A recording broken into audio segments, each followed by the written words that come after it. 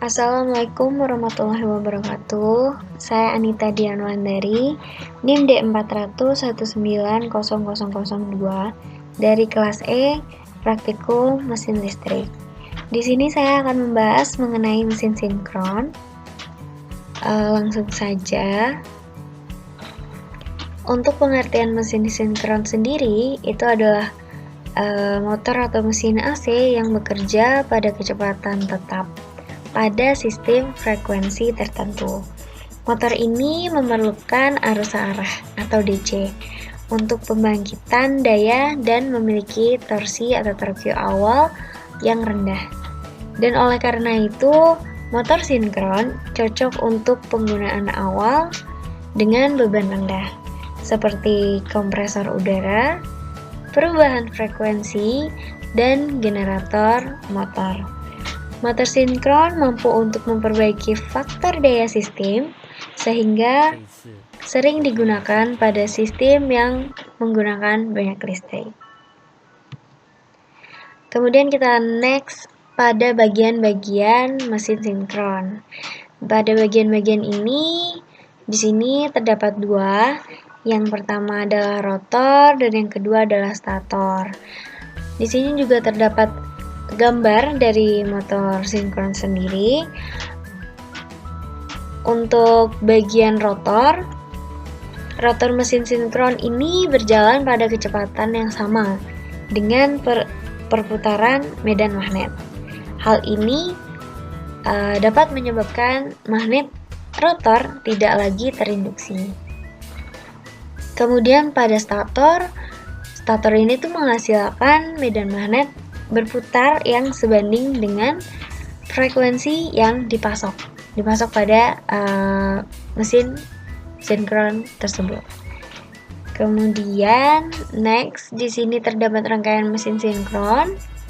Bisa dilihat pada rangkaian ini menggunakan 100 pada power, kemudian field voltage-nya itu menggunakan 20. Yang di sini juga terdapat mesin sinkron, terus 3 fase surge, 3 fase paralel RLC, kemudian terdapat rotor angle division, rotor speed, electrical power, torque atau torsi, dan field current. Yang ini nanti akan saya jelaskan di akhir setelah saya menyelesaikan penjelasan pada PowerPoint ini. Kemudian lanjut pada prinsip kerja mesin sinkron. Cara kerja mesin sinkron ini tergantung pada interaksi medan magnet stator dengan medan magnet rotor. Stator berisi belitan 3 fasa dan disuplai dengan daya 3 fasa. Dengan demikian, belitan stator menghasilkan medan magnet berputar 3 fasa. Suplai DC diberikan ke rotor masuk ke medan magnet berputar yang dihasilkan oleh belitan stator dan berputar dalam sinkronisasi. Sekarang kecepatan motor tergantung pada frekuensi arus yang disediakan. Kecepatan motor sinkron dikendalikan oleh frekuensi arus yang ditetapkan atau diterapkan. Jika bahan lebih besar dari beban breakdown diterapkan, motor menjadi tidak sinkron. Gulungan stator 3 fasa memberikan keuntungan menentukan arah rotasi. Dalam kasus belitan 1 fasa tunggal, tidak mungkin untuk menurunkan arah putaran dan motor dapat mulai pada salah satu arah. Jadi untuk mengontrol arah putaran pada motor sinkron ini yaitu dengan mengatur awal yang diperlukan atau pengaturan awal yang diperlukan. Kemudian next pada aplikasi mesin sinkron, motor sinkron ini itu digunakan untuk aplikasi di mana kecepatan yang tepat dan konstan itu diperlukan. Aplikasi daya rendah dari motor ini termasuk mesin positioning. Ini juga diterapkan dalam aktuator robot, pabrik bola, jam, pemutar piring hitam, pemutar rekaman juga memanfaatkan motor sinkron. Selain itu, motor ini juga digunakan sebagai servo motor dan mesin timing. Motor-motor ini tersedia dalam kisaran ukuran tapal kuda fraksional, sehingga kisaran ukuran industri daya tinggi, sementara digunakan dalam ukuran industri daya tinggi, motor ini melakukan dua fungsi penting. Salah satunya adalah sebagai cara efisiensi atau cara efisien untuk mengubah energi AC menjadi energi mekanik, dan yang lainnya adalah koreksi faktor daya.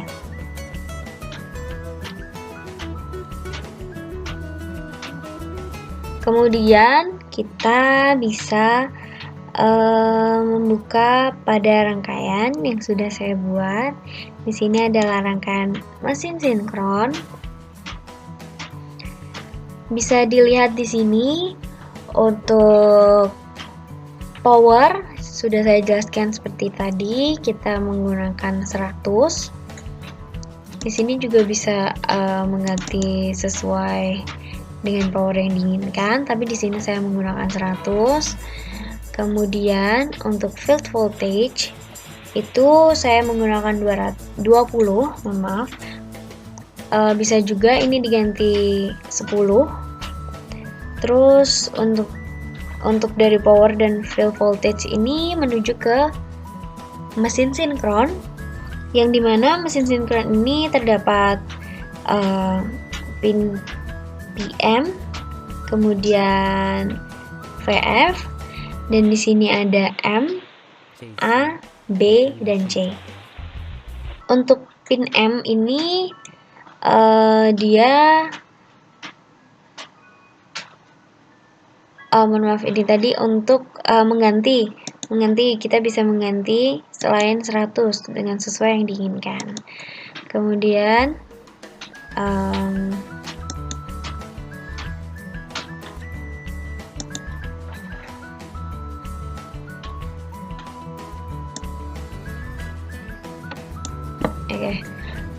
jadi pada pin M ini dia mengalihkan arus pada 5 cabang, yaitu di sini ada rotor angle division atau rotation.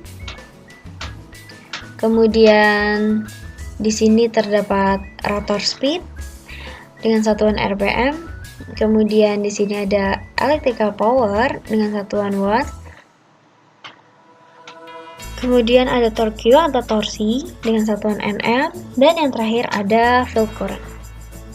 Dan di sini untuk salurannya dia menuju ke masing-masing pada grafiknya ini. Kemudian di sini terdapat continuous.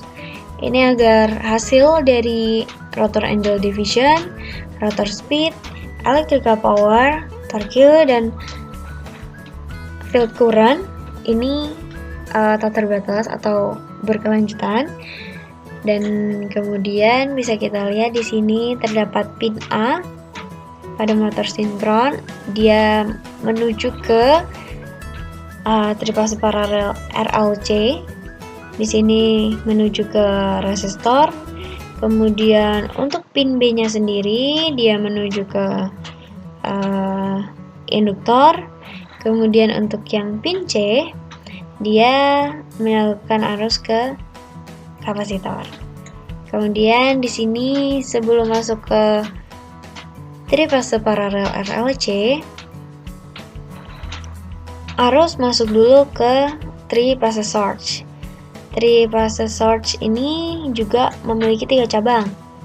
Yang A berhubungan dengan A, kemudian yang B, pin B berhubungan dengan pin B pula pada mesin sinkron, kemudian yang C ini juga berhubungan pula dengan mesin sinkron bagian C. Kemudian langsung saja di sini kita lihat hasilnya.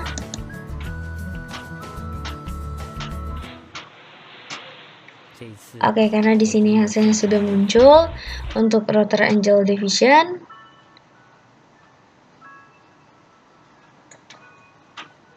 Kita bisa tunggu sebentar, agak sedikit loading. Oke, di sini hasilnya sudah muncul. Hasilnya sedang proses. Di sini saya mengatur pada stop time-nya itu 10 detik. Jadi kita bisa tunggu sebentar.